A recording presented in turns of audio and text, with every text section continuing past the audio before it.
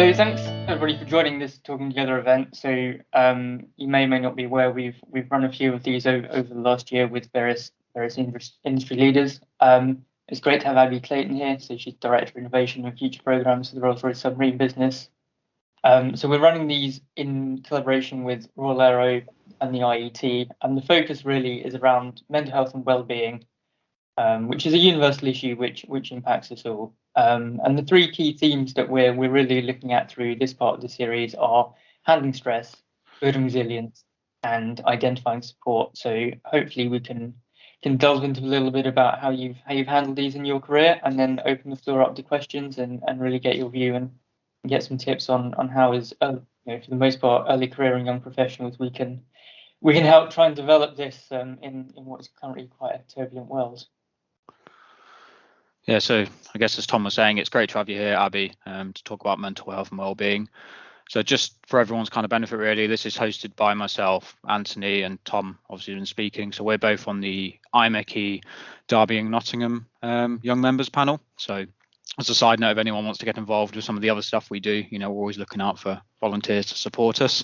And we actually both work for Rolls-Royce civil nuclear business at the minute in the SMR project, so fairly related as well.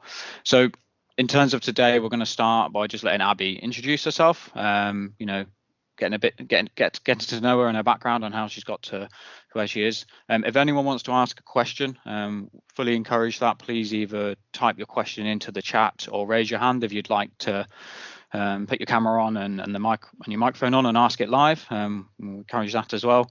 But obviously it's just whatever everyone feels comfortable with doing. So I guess to kick off, Abi, would you like to give us a quick overview of your career, kind of what role you're in today and how you got there, really? Yeah, of course. Yeah. So hi, everybody. Really pleased to be doing this session. It's something I'm fairly passionate about, actually, in terms of sort of mental health and well-being.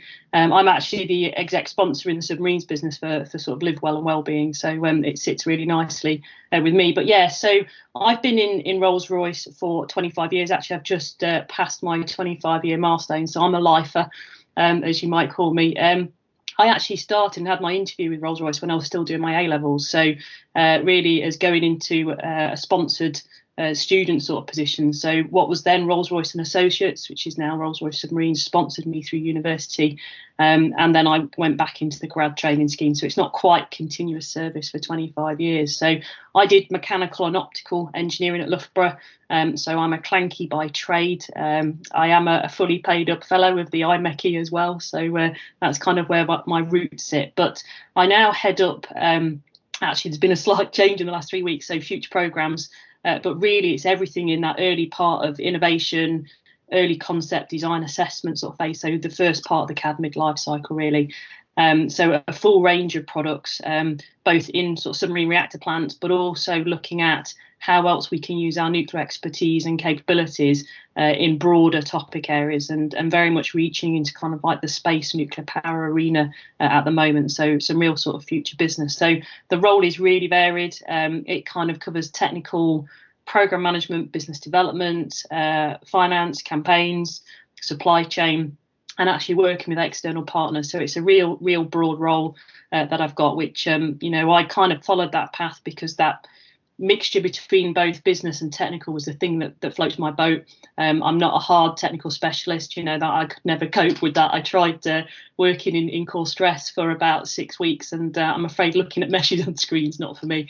But that's sort of early lessons you learn about yourself around what you really enjoy. So my career kind of progressed through fluid system design engineering, the very early part, before I moved into sort of reactor plant concept work. So full range of jobs really through both the technical engineering side before I got into almost like the technical program management as work package owner.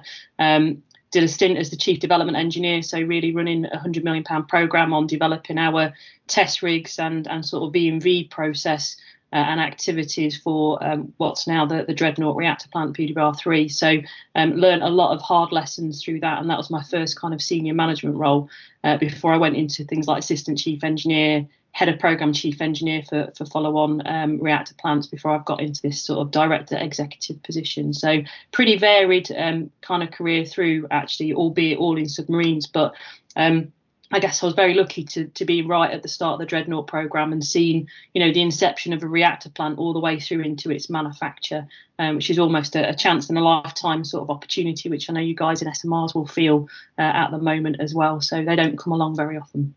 So yeah, that's kind of me in a nutshell. That's really good. Sounds really interesting, and certainly you've got a lot on your plate right now, which I guess is really key to mental health and well-being, and finding out how you manage that, I guess. So first kind of question, I guess we've prepared, and we can come on to questions that people post in the chat in a bit. If you could describe your journey from, I guess, your education to the role you're in today in 3 words, what would you say? Really difficult to sum into 3 words. The 3 I kind of came up with was challenging, rewarding, and fun, actually. So I don't know. I don't know if you want me to say a bit more about why those words. Yeah, go for it. That'd be really good.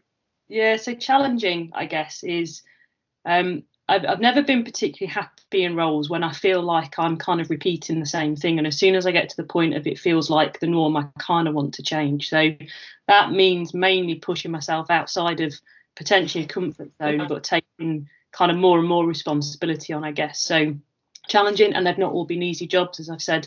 Particularly trying to run a rig test program is quite hard, because you get a lot of knocks kind of along the way on that one.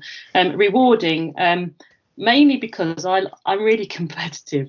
So I really like winning, and I like getting to that end point of going, yeah, we've completed it, or we did it for the time we said, we did it for the cost we said, or just landing a deal, quite frankly, of a new contract. So you'll find me the one at the end kind of pumping my fist in the air.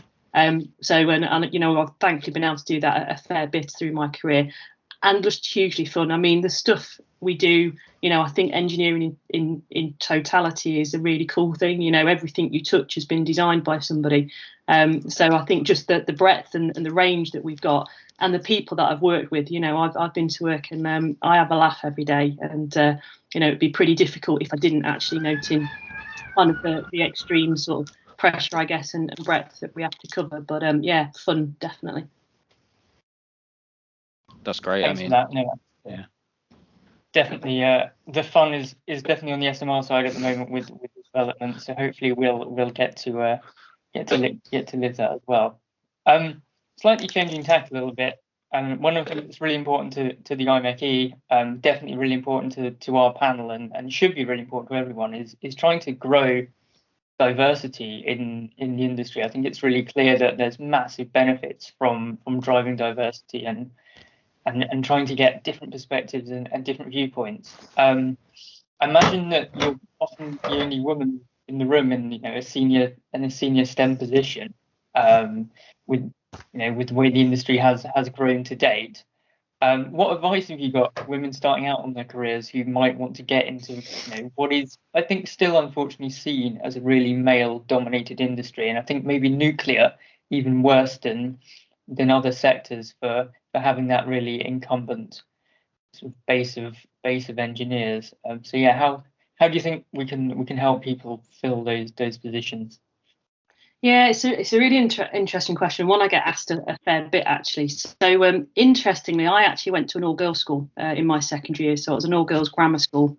So then to pick engineering, I'd go into a degree course where I was one of 10 women in a course of 110. You're kind of in the minority straight from the get-go, I guess. But oddly enough, I didn't really bat an eyelid at that. And I think that's because my schooling years, I was never really told that there were any limitations to what I could do or what I wanted to do.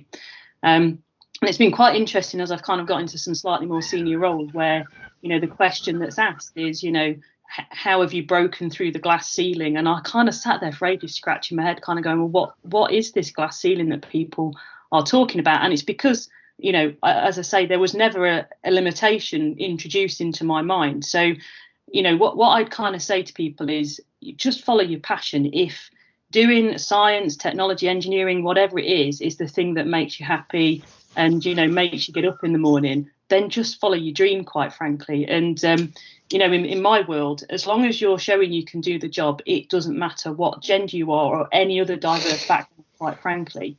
You're good enough to be there, and I think you just have to believe in yourself, in all honesty, and just believe in your abilities. So I would just kind of say don't bow to any sort of seeming perception of outward pressure that it's male dominated. I've not found any resistance at all through my career moving forward. So I think sometimes it's kind of a self-imposed or just that peer pressure type thing that sort of says you can't, whereas absolutely you can. That's really good. That's really good, Abi, and I think it's really good that you're quite outspoken about that, and hopefully some of the younger engineers can take that advice, or some people that are considering engineering, shall we say, that aren't haven't fully taken that step yet, that they can take that advice. So I guess kind of off the back of that, I imagine when you first started in Rolls-Royce, and particularly in the nuclear sector, the kind of conversation around mental health and well-being of all engineers, I guess, and people in the business, it was quite different to what it is today. And there's been obviously, it's a topic that over the last few years has gained a lot of momentum, and there's, people have been speaking about it quite a lot, which is obviously really positive, and is part of the reason we're running these events. So how would you say the nuclear sector's approach and the conversation around mental health and well-being has changed since when you first started out in your career? Yeah, massively, I would say. I mean, when I obviously joined the business in the late 90s, sort of early 2000s, and sort of mental health and well-being just wasn't something that anybody talked about, in all honesty. It was kind of just one of those unsaid things. People were aware that mental health kind of happened, but almost a little bit of a taboo type topic. And I think probably I'd had some experience with friends through university who had suffered with sort of some mental health issues. So actually I was probably a little bit more attuned to it than most when I first came into the business. But yeah, it just wasn't really talked about. I guess the approach I would say to work-life balance was probably always there. And I certainly remember, through my grad days and sort of my early engineering days, the sort of social network that was created at work, and kind of that going out, a Thursday night in town on half-price cocktails was kind of always a thing, So your friendship groups kind of grow, and your support network kind of around the organisation. So I think there was always a fairly healthy balance. And I guess just as things have kind of developed, kind of through our lives, and social media wasn't the thing when I was at university. I thankfully escaped my university years without the things of Facebook or Snapchat or anything, and they're probably very old to people now, so showing my age even. But there was a kind of probably a different set of pressure that's kind of built, I guess, over the years. So I think really that it's transformed, particularly I would say in the last 5 years, where people have been more willing to share their personal experiences. And I know, certainly, 4 years ago, we had one of the managers stand up in the subs managers comms and sort of share his story around how he'd got to rock bottom, to the point he was cycling to work one day and actually just thought what would happen if he went under, the passing bus or whatever, which horrifies you when you kind of hear it out loud. But I was so thankful that he'd said it, because at that point it was almost a watershed moment where people kind of went, actually, it's okay to say this stuff out loud.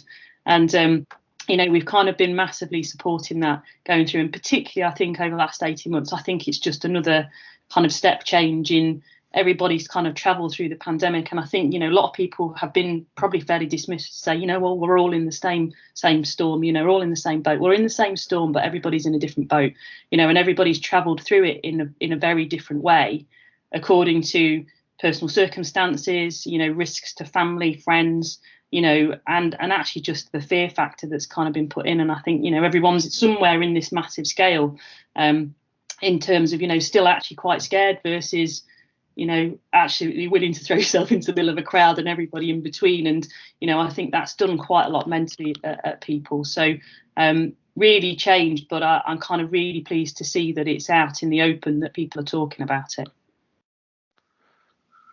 Yeah, okay, that's really good. Completely agree. And I guess the last year is particularly important. And I don't know, obviously in the subs business may be slightly different, but certainly across the sector, a lot of people are spending a lot more time working from home over the last 12 months.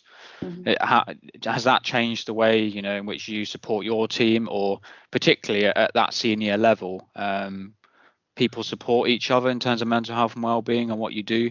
Because I think a lot of people, in the kind of teams they work in the business, they don't always see what happens up at senior level. And actually, if people have a bit of visibility, actually mental health and well-being is really important.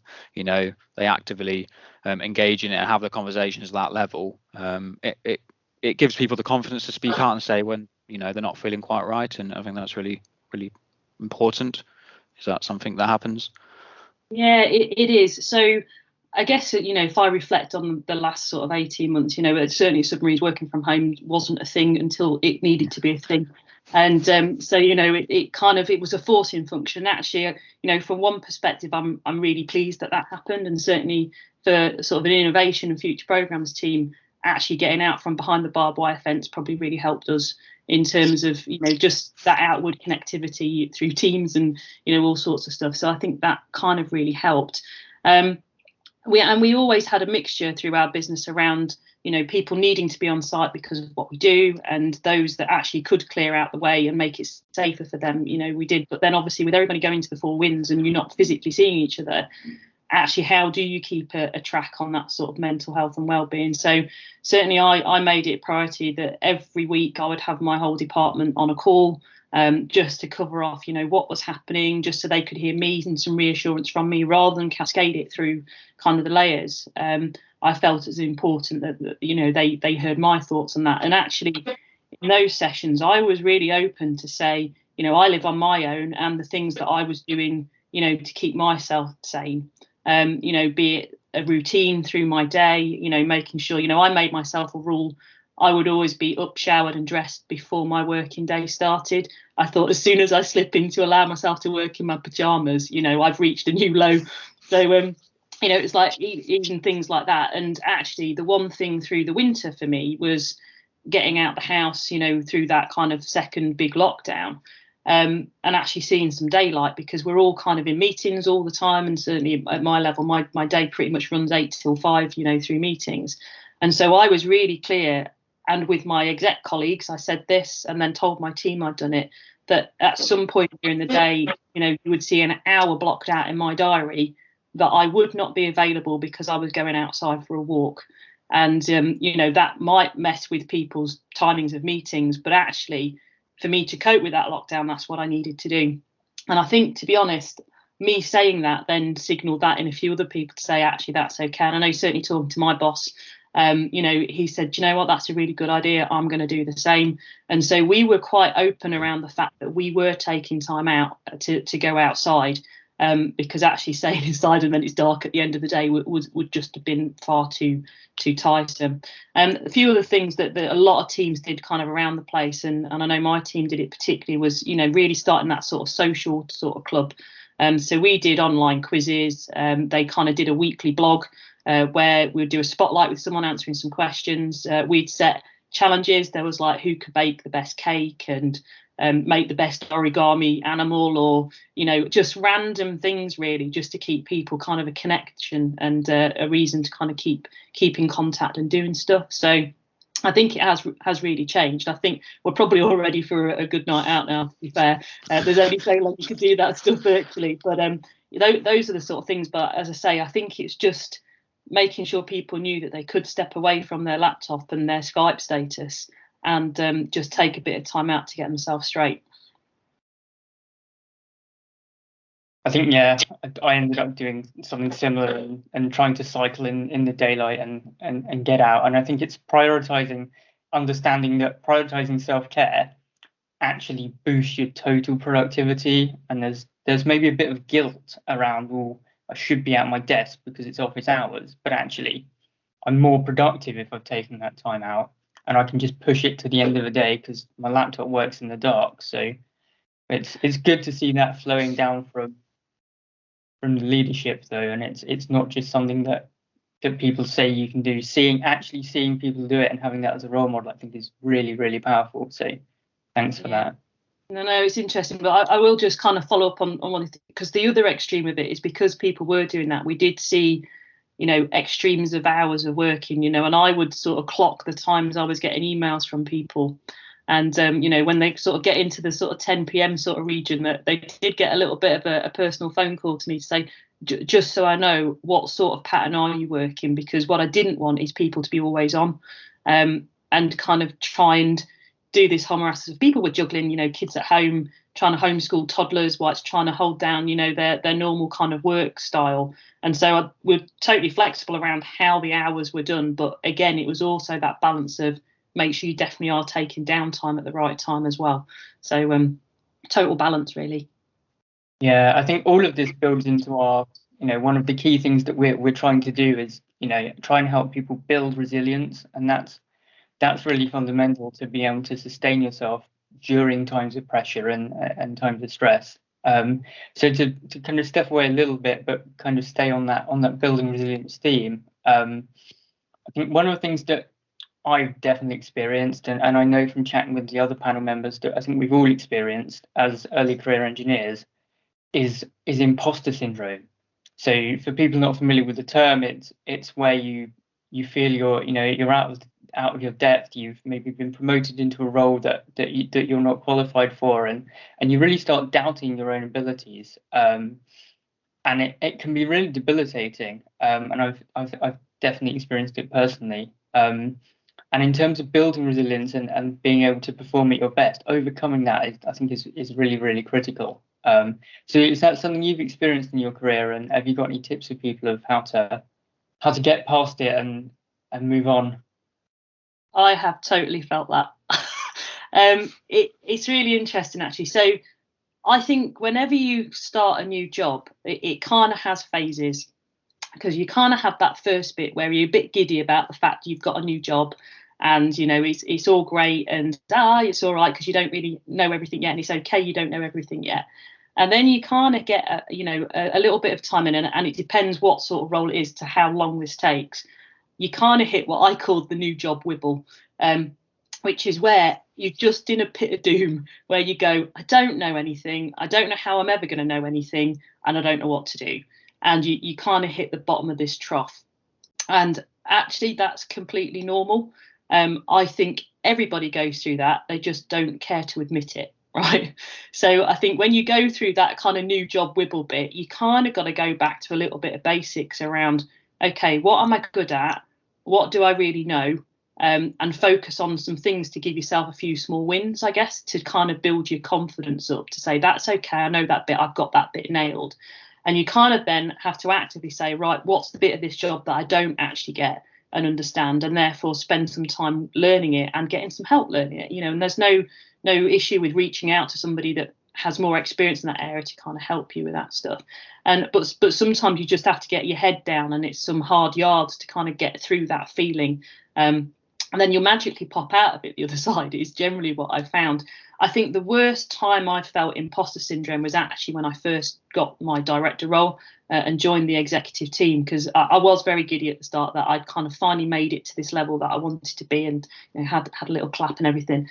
And then I got to it was about 4 months in, and we were sat in at kind of an exec performance board, and I was looking around at this table of people that I have always worked for. I've grown up with them in senior positions above me, and all of a sudden I'm a peer with them.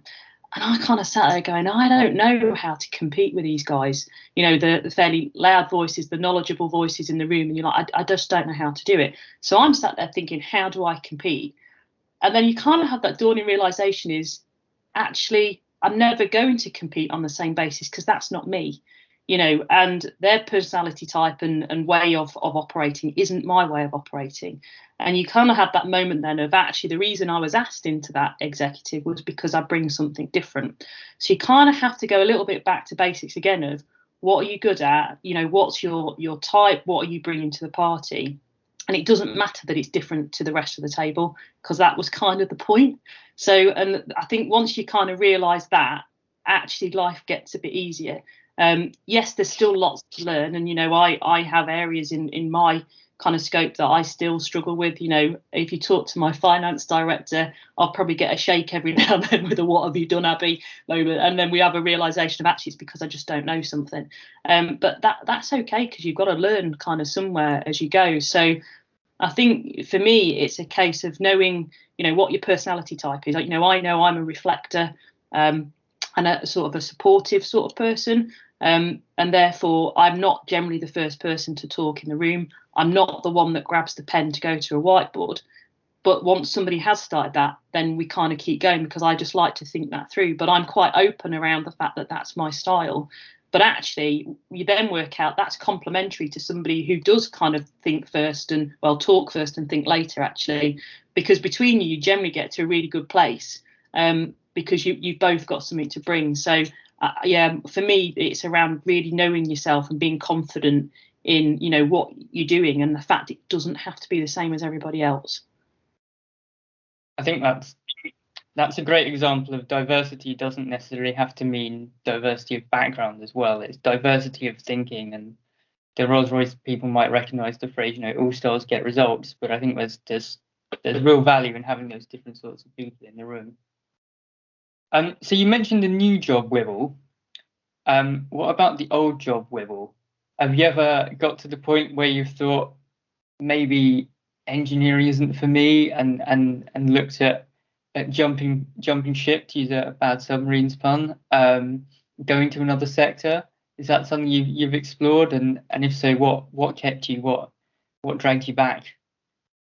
So to be honest, it's not, leaving engineering is not really anything that's really popped into my mind, and that's partly because of the breadth that you get in engineering. As I say, you can be a deep technical specialist, or you can be a technical program manager, if that kind of makes sense, really, and you've got everything that then kind of sits in between that. So I've never really felt like I needed to leave engineering. Clearly you get jobs sometimes, and as I say, generally when I get to the point of I feel like I'm repeating something again, I will probably stop and go, actually, no, now's the time for me to find something else, because I tend to find once I get bored, my performance drops, and so I have to change. So generally, I've changed my job every 2 to 3 years, to kind of keep it real.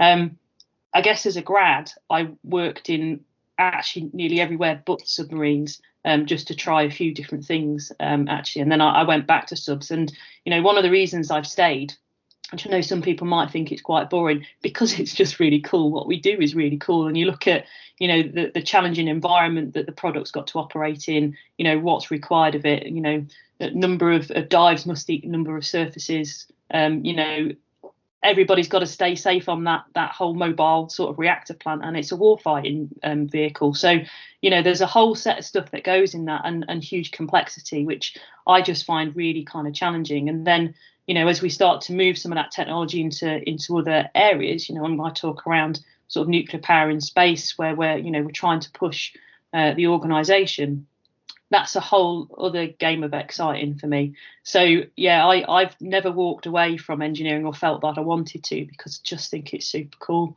So it will keep me interested until I retire, I suspect. And probably I'll still dabble after that. I'm sure it will, and I guess myself and Tom have probably experienced lots of different parts of engineering in SMR recently, given that we're moving to quite an exciting phase of the project. So yeah, I think that relates quite nicely. On kind of moving to new roles, we've got a question here from the chat, Michelia, who asks, she's due to start as a graduate in Bristol. I'm assuming that's the Rolls-Royce Bristol site next month. Do you have any recommendations regarding how to maintain their mental health despite a long commute and longer work days than they'll be used to in normal times? Yeah, so I guess I've always been fairly lucky that I've lived and worked quite close kind of together. But I think there's almost an acceptance point that you've got to embrace the commute, right? And it depends how you're doing it, as to whether it's public transport and therefore you can zone out and listen to music or do a bit of reading or do a little bit of work on whatever sort of transport you're on, or whether you're in the car and therefore you're listening to an audio book or some music and just singing along. So I think you've kind of got to just hand yourself over to the fact that that is just something that you've just got to do, and how you're going to make best use of that time, either to mentally recover from your day or get prepared for it, is probably what I'd say. And then, given that you're probably a longer work day that you used to, actually, what's the routine outside of work that you're going to do, again, to kind of recover yourself from that? And, for me, when I've been really busy, and I've said, I'm a reflector, when I'm really manically busy at work, I like to just have some quiet time on my own. So, going for a walk after work, or thrashing it out in the gym, or something, it is my kind of go-to, let my head rest sort of moment, and let it just kind of settle in for the day. And particularly if you've got something hard that you can't quite solve, actually just staring at the computer ain't going to solve it. Actually letting your head just relax down and let your subconscious work a little bit is probably much more beneficial than taking that little bit of time out. So I think it's understanding the routine that keeps you healthy kind of through that. And don't forget the basics around resting and sleep, and actually having a really good diet. We all like eating stodge. I love eating a cake and some crisps, but do you know what? It's not good for me mentally in terms of how my brain switches on. So, I would always just say, make sure you're getting your fruit and veg, quite frankly, through your day. And it just sounds kind of simple and a bit mothery type thing, but the basics, you can't fault them around sleep, rest, and a good diet. Thanks. I think that's really good advice. And I think it's down to people's, how are they commuting and what are they doing and what works for them, isn't it? You can use the commute, I guess, to relax and clear your mind, or you can use it to be productive or listen to an audiobook or whatever you want to do. So, and I guess it's just having routine to that. So I think we've got a few questions. So I'll ask this one, then we'll go to a couple of questions on the chat. Obviously, engineering in your position has the potential to be quite stressful. You're doing lots and you're busy a lot of the time in meetings back to back, I imagine, and especially in the nuclear industry.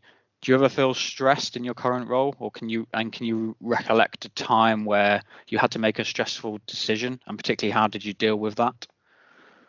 Yeah, so I guess yes is the answer. Do I feel stressed sometimes? Yeah. Do I feel pressure sometimes? Yeah. I think that kind of goes along with most roles, actually, as you go through it. And I think, as you said, it's generally a high workload. You're in a lot of meetings, not a lot of time between them. In fact, I've ended up getting my PA to make sure I have actually toilet breaks, because actually working virtually made it even worse, because you weren't even walking between meeting rooms at all. It was just back to back to back, and at some point after 4 hours of that, it's like I really do need the loo. So actually even just getting some of those things in, and not really finding time to think and respond to emails, so that kind of thinking time, it can be quite difficult, I guess.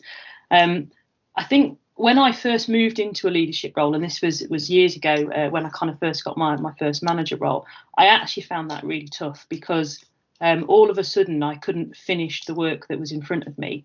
And being a completer finisher by type, that messed with my head a fair bit, because I was like, I can't possibly do everything. I don't know how to do everything. And it was then I talked to, actually, who's one of my best friends, and our relationship developed through work. Actually, she was a bit more senior than me and had gone through this path before me. And I said to her, I just don't know what to do. And she said, well, the whole point is you can't complete everything. That's just how it is. And I was like, what? That just doesn't make sense. And she kind of just said to me, you have to get to the point where you actively decide what you're going to do, but more importantly, actively, consciously decide what you're not going to do. And with that stuff that you're not going to do, then you make sure you've either delegated it or you've told the person you're not going to do it for whatever reason. And I don't mean that in a nasty way, going, I'm just not doing that. It might be suggesting an alternative approach. Actually, that information's already here. Just trying to work through it. And actually, once I kind of recognised that revolutionised actually how I coped with stuff, because you just can't. Nobody can do everything that's kind of thrown in the job, because there's just so many demands that kind of come in. So that kind of helps a little bit. And then as you get more and more senior, you kind of get to the position that says, actually, you're there just as an enabler for people. You're there to help solve other people's problems, quite frankly. So the requirement is for me to be on the phone or seeing people most of the day. That's the job. So it kind of changes as you go up kind of the scales, and I guess in the business, and you get to the point of acceptance kind of through that. I guess in terms of trying to make decisions through that kind of stressful time, I guess I always end up going back to basics a little bit. And, I talked around sort of the sleep, diet, exercise piece. But actually, when you're kind of really busy and feeling that slightly stressed mode, I love a big list, right? I like writing down in actually some of the smallest steps, the things that just need to get done, and trying to prioritize that list.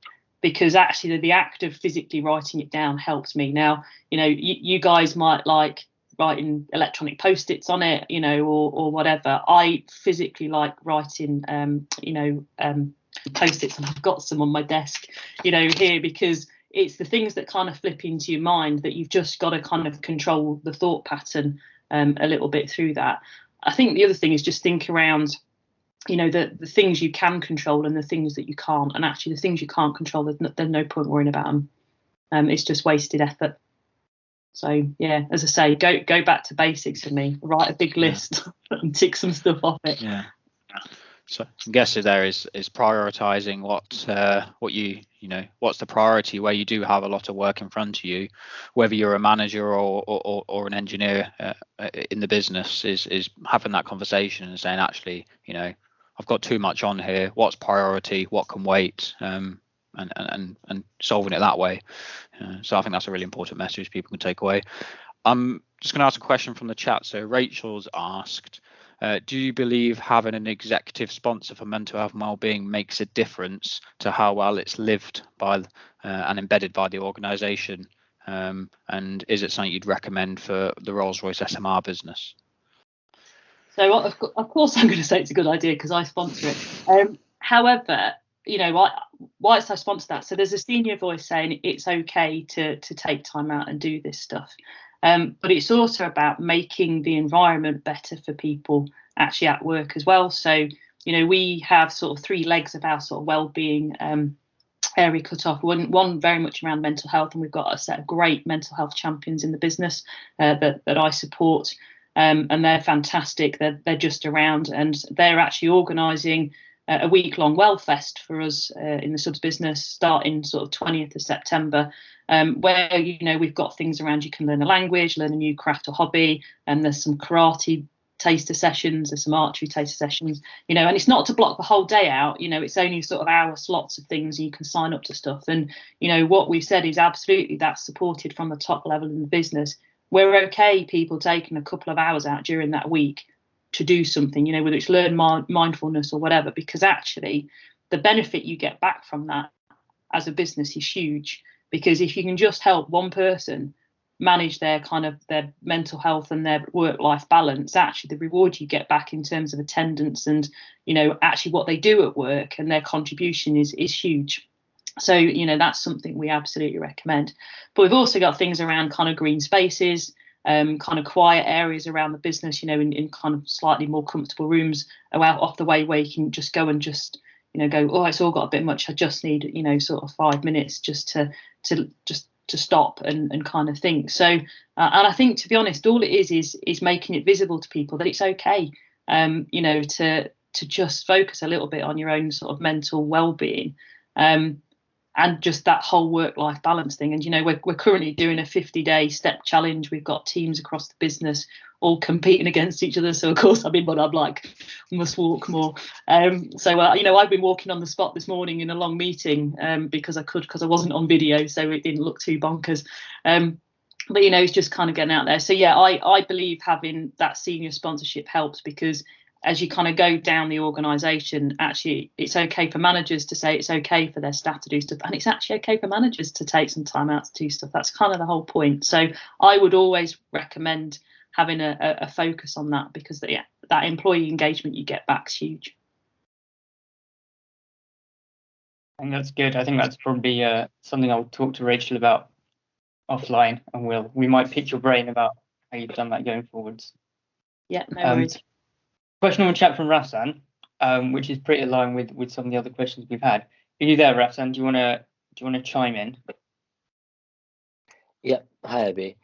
Yeah. Great session so far. Thank you for sharing all the anecdotes and the stories. I think that really makes us realize, that this is a very important topic. I have a question or maybe an anecdote that I was wondering if you could share. At any time in your career, did you ever feel like you received a lot of harsh negative feedback, or you may have made a mistake and you felt really, really down? And how did you sort of bounce back from that? Yeah, so I guess a couple of examples I'd probably draw on. So kind of through my career, I obviously have your end of year sort of PDR type sessions, and one of the bits of feedback I actually always used to get was you're not technical enough, Abi. And I would always bend my head around this a little bit. I was like, well, I've done an engineering degree, I can do the technical stuff, but what is it that I'm still not technical? And I guess with feedback, you can kind of do two things with it. You either agree with it and therefore do something about it, or you disagree with it and therefore you dismiss it and don't bother bending your head around it because it's just too painful. So for a while, I agreed with this feedback and I would try and do more and more kind of technical work to kind of prove it. And then I got to a point and I thought, do you know what? Why am I still trying to prove something here when I have a set of skills that actually will be really successful in that sort of technical program management world that I can be really successful in, and therefore stop bothering my head about it, because it's just wasted energy on that sometimes. So I think when you kind of get that feedback, you kind of have to put it in one of those two buckets. You agree with it and therefore you take it positively and do something about it, or you disagree with it and then stop thinking about it, because it just niggles and eats away, I think, otherwise. I think in terms of sort of negative situations, my time as sort of chief development engineer, we were trying to design high temperature, high pressure rigs at the same time as the components we were trying to test were also being designed concurrently. So you've got two massive unknowns going in parallel to each other. And it's something we hadn't really done in many, many years, kind of through subs. And the amount of times you would kind of get all the pipe work together and you switch it on, even just filling something with water, a weighted water test sounds really simple, and it would leak on the floor and you'd kind of go, oh my God, it's gone wrong again. And, we had a few in succession where just trying to get through commissioning was incredibly tough, because, you'd get so far and then something would blow, there'd be a leak somewhere, or something hadn't been fitted properly or hadn't been fitted at all. And it would just seem like one knock after another, kind of as you go through that. And at the same time, you're fighting schedule, because you've got a component that needs to be tested on it, and then we've got to release something into manufacture or whatever. And, you guys will have this to come in SMRs, I'm sure. And it's, actually through that, again, you kind of have to get back to, you just have to regroup and again, work out, is it something I did that was wrong?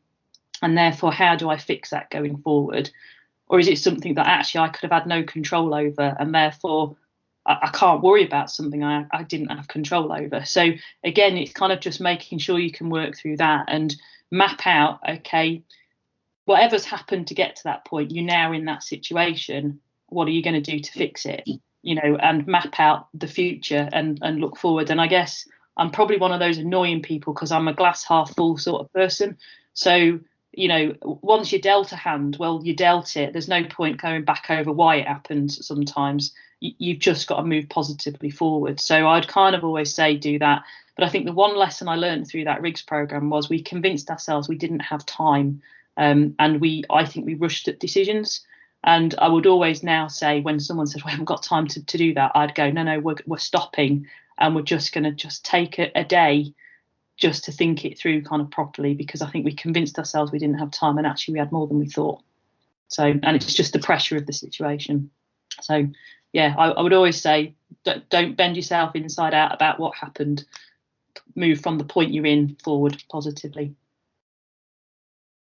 Thanks, David. That was a really great insight. Okay. And very relatable as well.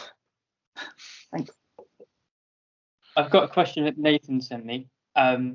So Nathan's question, if I paraphrase slightly, is probably over the last year or so, a lot of the industry has been trying to steady the ship and maybe limit spending and potentially, try and batten down the hatches a little. what advice have you got for people who in that environment are trying to develop and seek new opportunities and move forward against the backdrop of headwinds, I guess? Yeah, so in every bad situation, right, there's always an opportunity. And as much as people are battening down the hatches, there are some industries that have just kept going, and I absolutely, you only got to look across the breadth, I guess, of Rolls-Royce to see, our civil aerospace business has been hugely hit. Clearly, no planes have been flying. But one thing we have seen is the defence sector has stayed absolutely steady. And in actual fact, some of it has grown.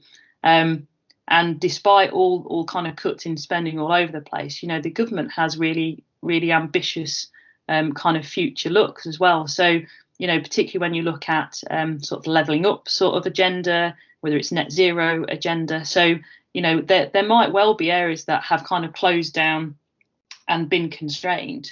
But in the same breath, there's lots of kind of developing opportunities as well. So I guess I would kind of always say just take that little step back, and rather than kind of look at the very narrow piece that you're probably in, actually just look a little bit wider and say, okay, so what are my opportunities for growth or development in something? Where are those different sectors or I guess different global drivers moving us to that actually you could take great opportunity from? So I think it's easy to kind of look at some of that doom and gloom, but sometimes just taking that moment to step back is useful. Thanks for that. Yeah, that was definitely relatable for me as the transition into SMR. So hopefully that was the right thing to do. One of the questions we've got as well is regarding, and kind of linked a little to development, I suppose, is regarding mentorship, which is something that the IMechE is obviously very pro, and it's something I've got a huge amount of value from personally. So I guess two sides of that is, one is, do you have a mentor? And the other side of that is, are you a mentor? And Yeah, how do you feel that helps you drive your career, and also mental health and well-being? Does that come into your mentoring, or is it purely professional and technical side of things? So I don't currently have a mentor, but I guess so. I have over the years, but they've been a mixture of people. Actually, it's never really just been one. So I've had some people that I'll go to for that more, I guess, professional advice around, roles and kind of career type positions. And then I've had a person or two that I almost see as my safe space, where I can just ask the daftest questions or have a proper good moan, right? And I know that it's not going to go out of the room.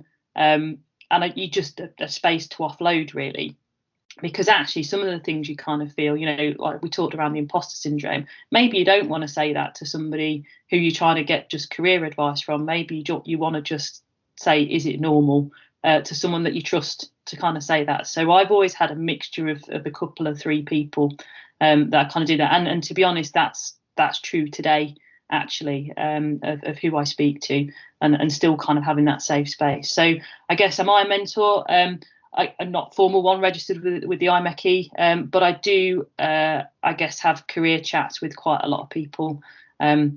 I generally don't say no. I probably do my own diary in, actually, because people just, I'm quite happy to have a chat around, what I went through as a career, just to share a few insights, some of the ones I've shared today around sort of new job wibbles. But I've also said to people, I'm happy to be that safe space for people if they need it. And certainly a few of the, I guess, more senior guys in subs, sort of that sort of level B sort of space, have used me as that, because actually once you get towards the top of an organisation, it's quite difficult because there's not a lot of folk around, and you probably don't want to do that to somebody more junior than you. Is that seen as weakness, that you kind of have a little bit of an offload? It's perfectly normal. Everybody needs to do it, and certainly with the pressure of the roles, I would expect that. So I think mentoring is really important, or just having a bit of a chat. And as I say, that sort of safe space sort of mode is really positive. That's very good. Thanks for sharing that, Abi. So I've just got one more question here to ask. If anyone's got any more questions, please do type them in the chat in the next couple of minutes. But I guess as we move towards the end, just to be a little more lighthearted, have you got a favourite kind of wind down hobby or activity that you do, Abi? Everyone has their own preference, I guess. Yeah, it kind of depends a little bit which mode my head's in. So if I'm in everything's just been manic and it's just been really busy, I do often like that quiet time on my own, actually. So I'm a big one for slamming my headphones in and going for a stomp around the local country park just down at Elveston. So that's only about a mile from my house. So I've got a couple of sort of 3, 4 and 5 mile routes that I'll tromp around when I just want to just express that, or I'll go and have a thrash about in the gym, and that's not pretty for anybody to see. But just expel some energy, but it's the time to kind of switch my head off. And then of course sometimes I want to be noisy. So generally going out for a drink or 3 with my pals, to be honest, is my favourite wind down opportunity. And of course now things have started opening, combining the walk with a stop at a pub or 2 is one of my most favourite things to do. So just being out and about, really. That's great. Thanks very much. So I think there's any more questions on the chat. Tom, is there any more questions your end? So I guess we'll wrap it up here and give people 5 minutes to have a break and go and have a little walk around before. I'm sure many people have 1 p.m. meetings as well. So I guess thanks, Abi, for your time and sharing your story today. Hopefully everyone found this quite beneficial and enjoyed it. And there's definitely some good tips in there that people can apply on a daily basis to improve their mental health and well-being. Just for everyone's benefit, we will get this recording, finalized and make it available on the IMechE YouTube channel, and we'll be putting links to that on our IMechE young members, or IMechE, I think we're called IMechE Derby and Nottingham LinkedIn page. So if people want to follow us there, they'll be able to access the recording. And we'll also try and make it available through internal communications and Rolls-Royce for people that are part of Rolls-Royce. So yeah, thank you very much, Abi. Thank you everyone for attending, and I guess everyone enjoy the rest of their day. Yeah, happy to help. Cheers, guys.